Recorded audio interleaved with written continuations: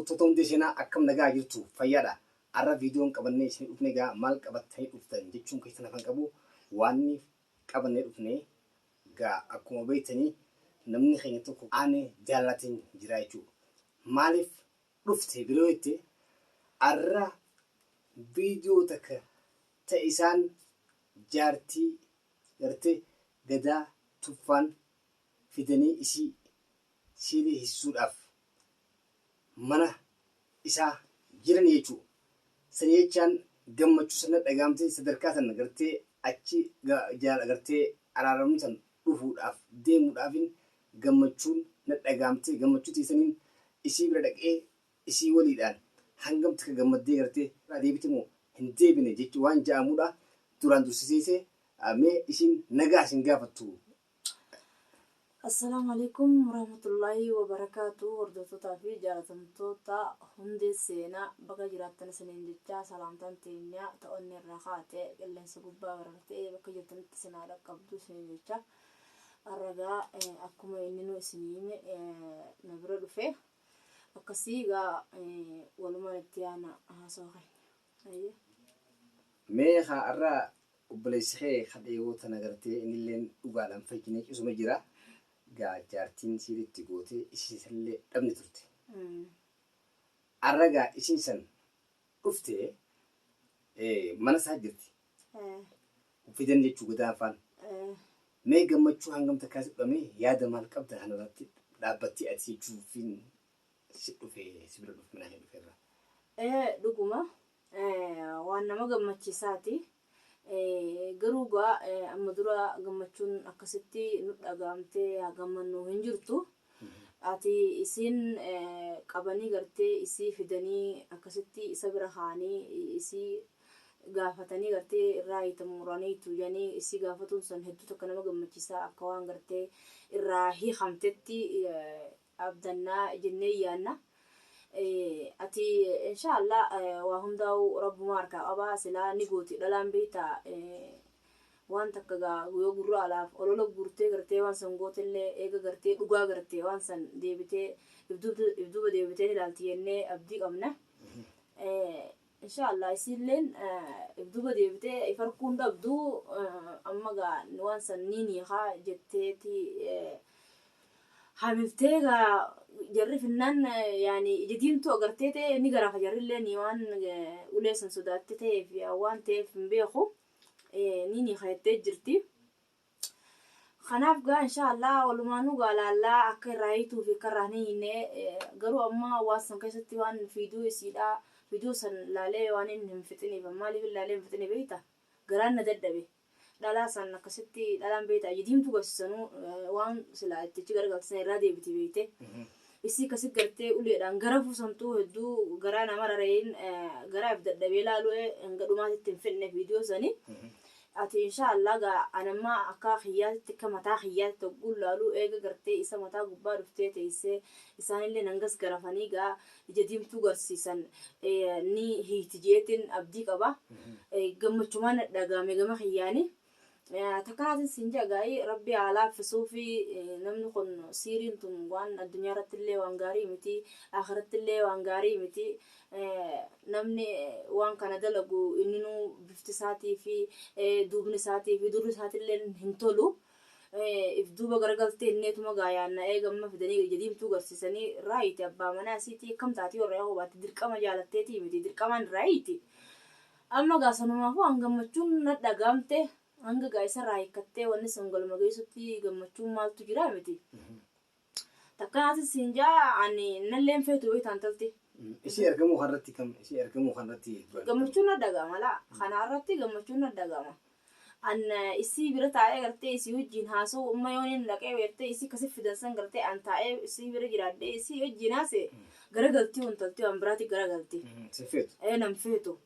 Kanaafuu ani isii wajjin haasa'uu hin barbaanne isii bira mul'achuu hin barbaanne mee yoo gartee ijaan na arkuu baattee ani itti dhaquu baaddee waan kana gartee duuba garagaltee abbaa manaa hiyyaati abbaa ijoollee hiyyaati hagootu taate irraa hiitu taate harraa hiitu jeetiin na hunfeetu na himatti manguddottiilleedha.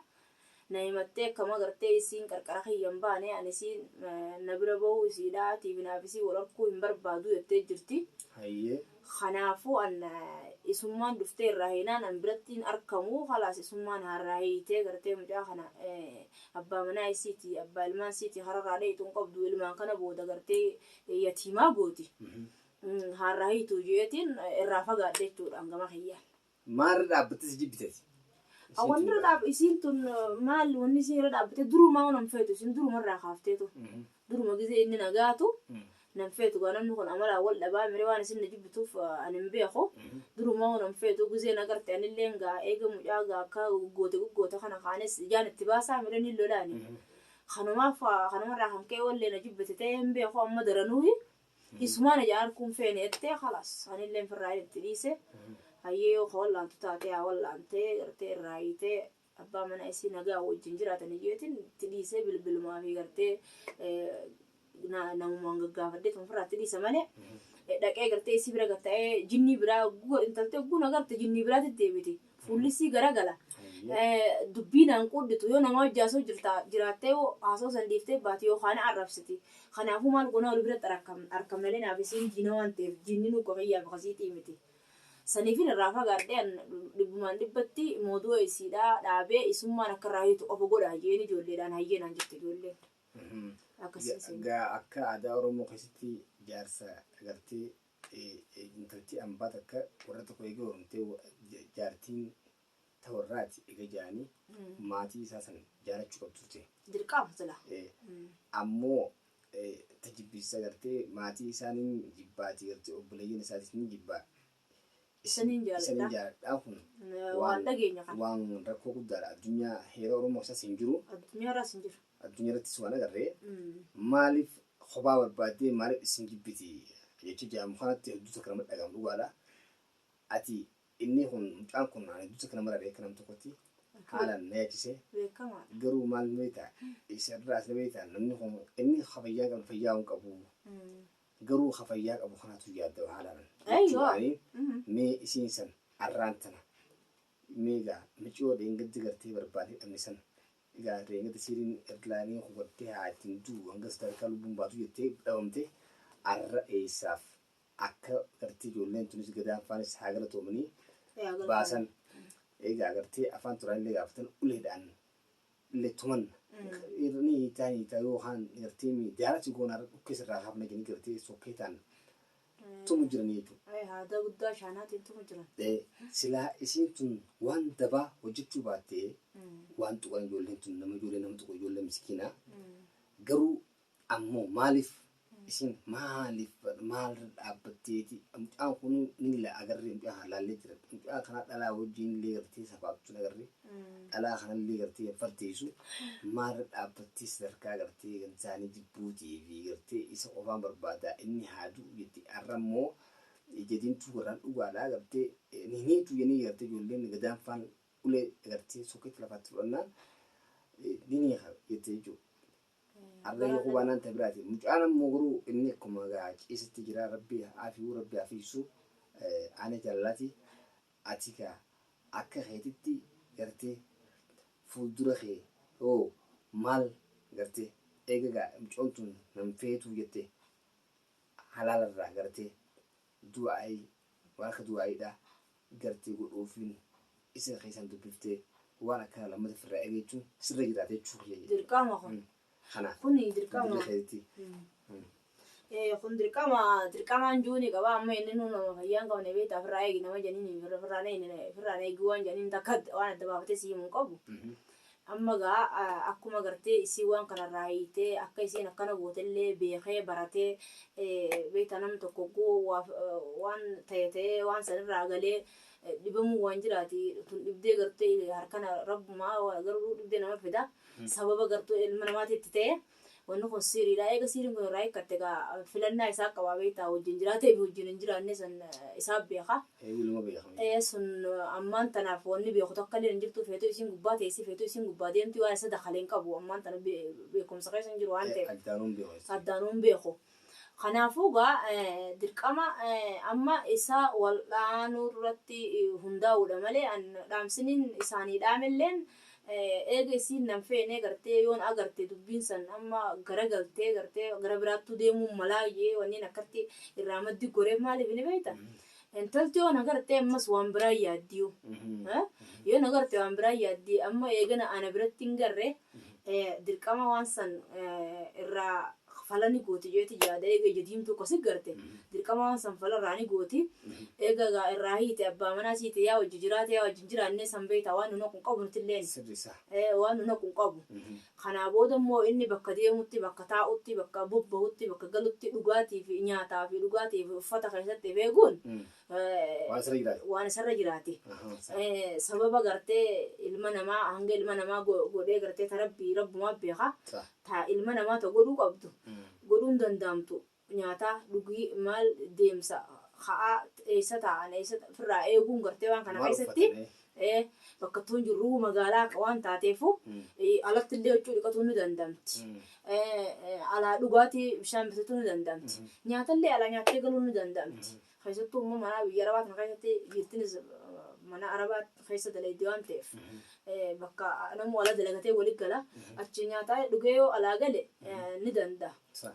Kanaafuu hanga hangas gootti yoo ifeege san inni nuu ifeega waan kana addaan barate kana jaartitti jena goote kana goote guu adda hubate inni nuu ni godha abbaan lubbuu fitira abbaan wakiilattee miree romo.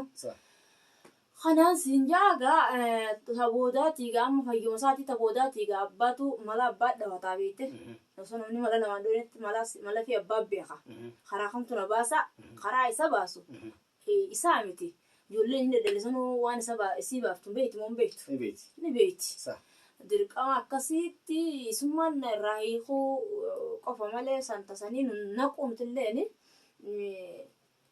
amma waa'ee gadaa keessatti gadaallee wajji laffa'u jira wajjiin dadhabuu jira jazaa isaallee rabbi haa kafaluu fi dhibdee isaarratti intalallee akkasuma intaltillee silaana taate beekta akkasittuu naan dhuftuu bada isa taatee nama akkasitti itti godhee nama saniin fidee akkasitti mataa gubbaa kaayee akkana gootamuun gootu jeeniin hin godha eega jette ni gootu kun beekamaadha gammachuun nu dhaga'ama. Gammachuun ammoo arrarra boruma dhagaamtii gaafa gartee inni fayyee walumaan walumaan gammanna jeeti yaada hordoftootni warri si hordofanilleen akkasuma waan san hordofuu jiran jeetiin abdii irraa qaba. Akkasumatti arrarra boruma gammadan isaanillee jennee yaanna gaafa raayii hamte haa. Amma immoo gammachuun gara tokkoonis ati nuti waan wal qixan ta'iniif dirqama gaafuma raayii hamte gammanna jeeti yaada akka mataa hayyaatitti.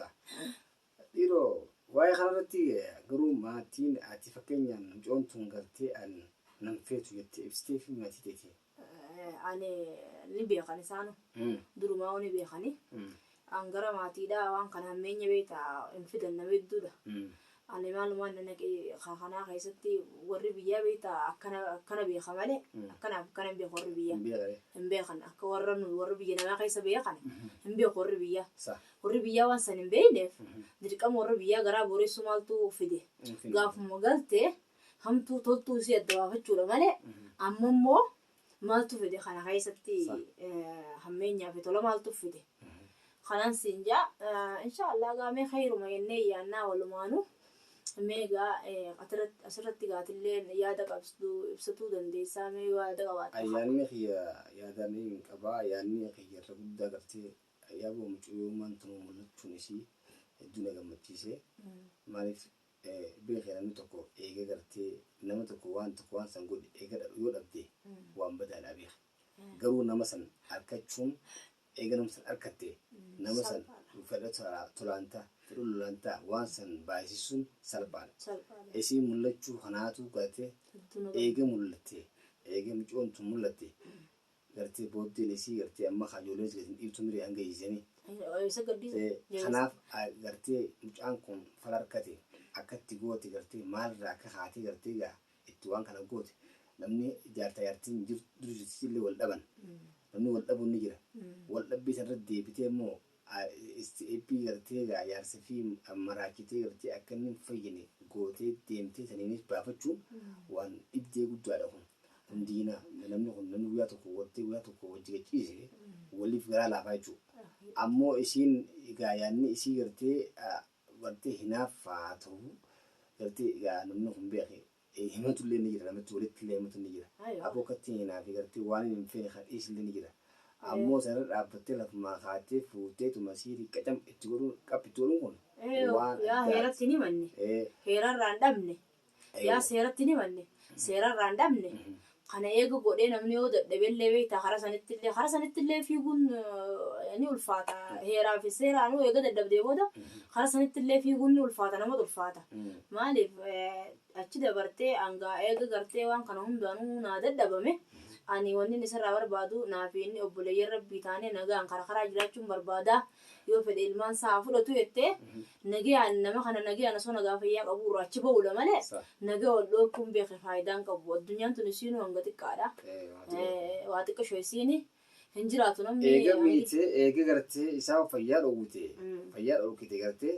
ilmaan isaa fudhatu namni fayyaa ifi fayyaan qabne ilmaan kamiin fudhatee ilmaan keessa geessaa osoo fayyaan dhorkin hin baanaa beekan osoo fayyaa hin dhorkin heeraan himattee heera saniyyoo dhabde seeraan himattee seera saniyyoo dhabde hangaan barbaadu isaa wajjin jiraachuu onaa fi inni obboleeyyan rabbiiti ilmaan sanarraa qabatu jettee dhiifteetuma deemuudhaa siin jeeba akkas silaa goote kun hundinuu hin dhufuun jee hanganaan wal ga'uun ni ulfaata ilmi namaa tokko kana walirratti hanga hojjetu addunyaas dhabee akhiraas dhabu wanni tun waan jibbamtuudha ilma namaatiif rabbi biratti illee waan jibbamtuudha kanaafuu waa kana dalaguun isaanii kana dalaguun siidhaa dogoggora guddaadha yoommoo dogoggora siyya kana kun dogoggora kiyyattee ka fudhattee gartaa isarraa hiitu taate isiinuu ifa gartee jenneeti abdanna rabbiilleen gartee yoo dhiifama godheef sarra dhiifama rabbirraa gaafatti sangaa nuti gama keenyaan isarraa hiikkannaan gaa dhiifama isii goonee mire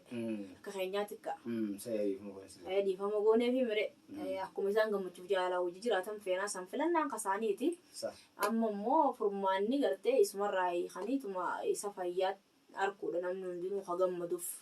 Namni kun bultii qabanaan walitti dhimmoo qabu ilmoo ofiitiif gartee namni fayyaa hin qabne ilmoo ofii tajaajiluu hin danda'u waan ta'eef akka jireenya isaa kana tajaajilatee gartee hattaa yoo wanni kun yoo isaa hin feene yoo irraa hiite midhaan kun gartee wanni kun irraa hiikamtee fayyaa isaa argate ni malata yookiin takka ilmoo isaa fuudhee biyyee galcha takka gartee yoo gartee isiin gartee waliin taane jedhis tabiraa fudhuu danda'a jechuudha. Isaantu beeka garuu ammoo sadarkaa dura fayyaa isaa dursa fayyaa isaa san dhufnaan ammoo fayyaan buutee jechuun waanittis hanga arra kana garraan akka mataa kiyyatti yaafuu mee isiisanis gartee dhiyoo tana takka sibira san dhufnee kanaaf mee bira dhaqee gartee maal meeta arra beetee addunyaa tana gartee jala fiigaa oolus gootee faayidaan qabdu ammoo keessatti mee yoon dhaqee gartee isii tana laale namni kun wajji nyaanni gartee jettee afaan himachuu miti gartee rakkoo fi gartee bal'oo wajji ba'achuudhaaf kanumaan bara jeetiin si dhufee haalaan yaadni keessi yaada bareedaadha gartee gaa mucaa gaa gartee amma gaa gammachuun teenya silaafis gaafa isarraa gammachuun guddoon teenya gaafa isarraa hiikamte hedduu takka gartee atis haalaan naa galatoomii gartee dhaamsa kee xumuraa qabaannaan hordoftoota keetii dhaami anis dhaammadheetiin keessaa gartee akkasii gartee nagaan adda baana jechuun. Dhaamsiin hin qabu hin jiru dhaamsiin hin qabu gartee gabaabaadha yaani obboleeyyan kiyyaa warreen hordoftoota isaa taatan hundi keessanuu galatoomaa isiniin jennaa waan hordoftaniif gartee galatoomaa isiniin jennaa viidiyoo sanallee hanga dhumaatti daawwadhaadha yaada keenya baradhaadha warreen barattanii jirtanillee gartee galatoomaa isiniin jenna. Kanaafuu du'aa'uma nu godhaa isiniin jenna du'aa'uma wal biraa dhaabbannu bakka jirrutti namuutu bakka jirrutti isiniin jenna hanga gartee viidiyoo biraa qabannee isinii dhufnutti nagaan nu turaan isiniin jaa akkasii gaa hordoftoota hundi seenaa obboleettii aannan jaalalaati jechuutaniin arra jiru mana siitiin jira gaa maaliif obboleessi keenya san gartee fayyaan jechuun fayyaan fayyaa isaa hin qabu gartee arra jaartiin gartee mul'attee waan siirii irraa eeguudhaaf ijoolleen gadaanfa barbaadanii fiduudhaan sanarra dhaabbadheetiin arra mana ishee dhufee gartee gaa alaarraa gartee jechuurra jee dhufee isirraa fiduu tana maree gaa hordoftoota hundi seenaa gartee gaa hanga gartee viidiyoo biraatiin walitti deemutti nagaan nu tura nutis gartee isiniif haalaaf yeroo waan jiru isiniif gatarrisuudhaaf gaa itti akka tufe jira. Kanaafuu galata nu biraa qabdan galata guddaa qabdanii yaada qabdan nuuf barreessaadha. Gaa hanga xumuratti viidiyoo sana daawwadhaatii yaada keessan yaada gahaa dhaamsa nu qabdan nuuf dhaamaadha. Isin jaa subscribe godhaadha, like tokkoodha, isin hin qoccaatu, isin huma isin hin gootu, like tokko subscribe godhaadha. Nama ofiitti wal guddisa hanga dhuma viidiyoo tanaa daawwadhaa isin jaa. Waan daawwattaniif galatoomaadha. Wassalaamu alaikum. Wa alaikum salaam wa rahmatullahi